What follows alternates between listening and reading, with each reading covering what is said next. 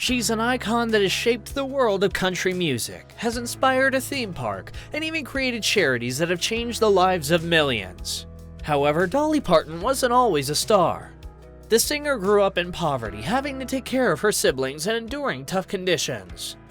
But Dolly's harsh childhood didn't discourage her. It only inspired her to stand up for what she believes in, all while chasing her life's dream: music. Dolly Parton was born in a 12-sibling family in the Appalachian Mountains. The people in the area were very humble, so much so that they could not pay their doctor with money. When the singer was born, her father paid the doctor who helped deliver her with a sack of cornmeal. Parton has joked about the situation in interviews, saying, "I've been raking in the dough ever since." Dolly's 2-room home was too small for 14 people, so up to 3 or 4 children had to sleep in the same bed every night. Parton revealed that the younger children used to wet themselves at night. However, she didn't change the sheets because that was the only warm thing we knew in the wintertime. During the winter, the family also had to wash themselves using a water-filled pan. In the summer, they washed in the river using handmade soap. Being part of such a big family meant that the eldest kids, like Dolly, had to take care of their younger siblings. My mother, through the years, when we were born, since there were so many of us, used to say, "This one's gonna be your baby." She revealed years later, that just meant that you gotta take extra care of it. Dolly's baby tragically passed away as a newborn when the musician was only 9 years old. There's a lot of heartache and stuff that goes on with that, Parton confessed. The singer's family stayed united during these hard times. In fact, they were the ones who made Dolly discover her love of music. Her mother was a singer and several of her siblings also made music. Parton's uncle, Bill Owens, bought her a guitar and taught her to play.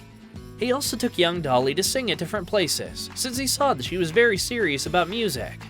Parton would sing to the chickens, pigs, and dogs in her house and imagined being out in a bigger world. "I love my people, I love my home, but I just wanted to do more," she explained. At only 13, Dolly performed in the Grand Ole Opry, a weekly concert set in Nashville.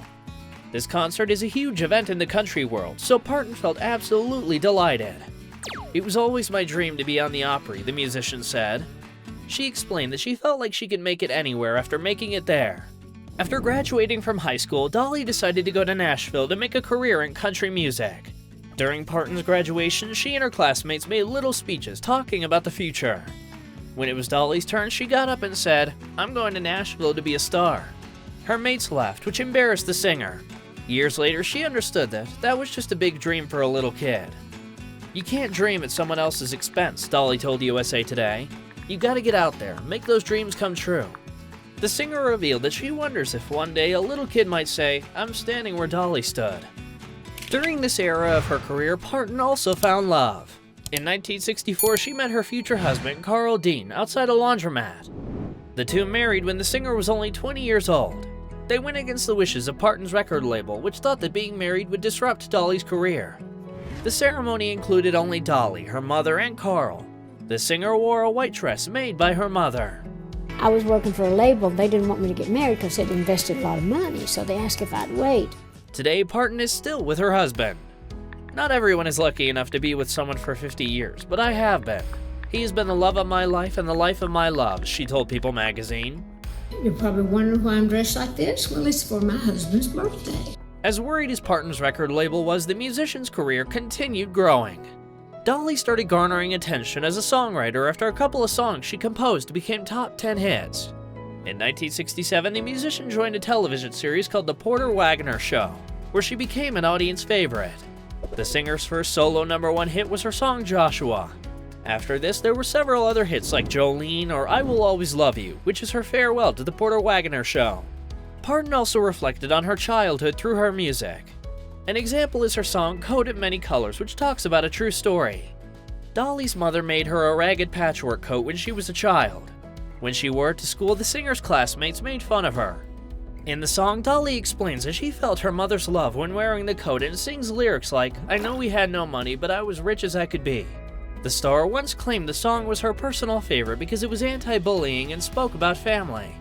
Parton's career had finally launched as she was on her way to becoming a country legend. However, not everything was easy for the star. In one of the interviews featured in the book Dolly on Dolly, Interviews and Encounters with Dolly Parton, the singer revealed that she once suffered from severe depression. In 1982, Dolly canceled her tour due to abdominal pain and bleeding.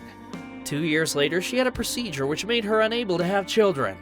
Parton had an open marriage and was also struggling due to a breakup with the person she was seeing at the time. This period was so dark that Parton even contemplated suicide. One day, Dolly picked up a small handgun she owned and looked at it for a long time. Suddenly, her dog came running up the stairs. At that moment, Dolly had a revelation. "I put the gun down, then I prayed," Parton said. She confessed that she thought her dog's intervention had been a message from God. Years later, the star opened up about not being able to have children, telling the Today Show, "I think it probably was God's plan for me not to have kids, so everybody's kids could be mine, and they are now." Being an established musician, Parton decided to use her stardom for a good cause, opening a theme park in her hometown to attract tourism and create employment. "I wanted to come back to my part of the country and do something great, something that would bring a lot of jobs into this area," the musician told Associated Press. At this time, there was already a theme park in the area called Silver Dollar City. The owners decided they didn't want to compete with the singer and suggested a partnership, to which she agreed. The theme park was rebranded and reopened as Dollywood in 1986. The park is a tribute to the heritage, culture, and history of the Smoky Mountains, where Dolly is from. Several of the attractions also celebrate the singer's life and career. Guests can visit her tour bus and even a replica of Parton's childhood home. In 2021, Forbes magazine named Dollywood one of the best employers in America, confirming that Dolly had achieved her goal. The singer's philanthropy didn't stop with her theme park.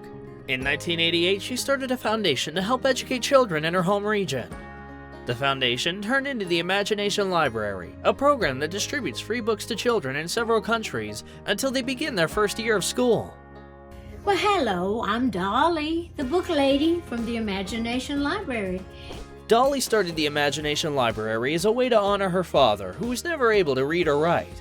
Parton's father helped her establish the foundation. "He felt very proud for me to be doing that and to involve him in it," Dolly revealed. Parton also dedicated herself to reducing the high school dropout rate in her home county. The star asked 7th and 8th grade students to buddy up with a partner. If they both successfully graduated from high school, they would get $500 in cash. Thanks to this program, the high school's dropout rate went from 35% to 6%. Dolly also created a scholarship which provided $15,000 to each recipient so that they could pursue a college education.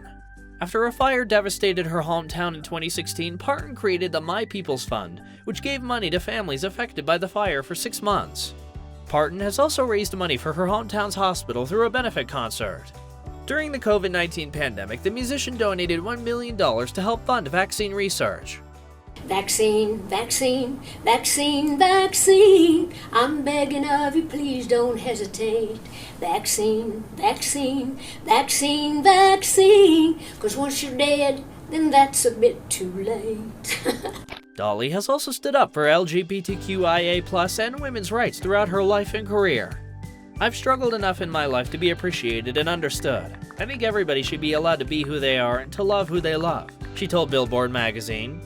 Throughout her life, Parton has stayed true to her values and who she is without forgetting where she comes from. "The whole magic about me is that I look artificial, but I'm totally real," Dolly told USA Today. "People see me. I want them to know me."